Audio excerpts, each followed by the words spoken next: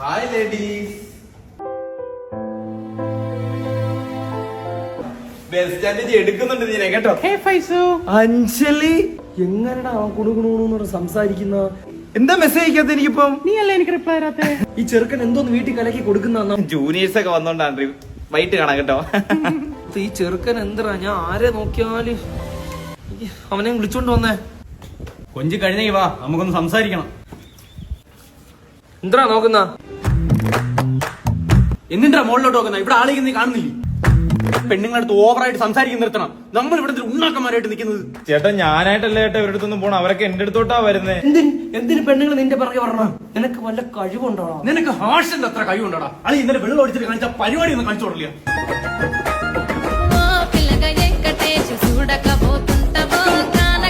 പറ്റോടാ നിനക്ക്? വിനായക മറ്റേ സാധനം കാണിച്ചു കൊടുത്താൽ മൂക്കിട്ടനക്കുന്ന ഒരു കഴിവില്ലാതെ വെറുതെ വായിട്ടലക്കുന്ന നിന്റെ പിറകെ എന്തിന് പെണ്ണുങ്ങൾ പറയണം?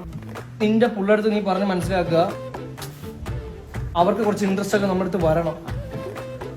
കാര്യം നമ്മൾ ഈ വർഷം ഇറങ്ങാൻ പോവേ.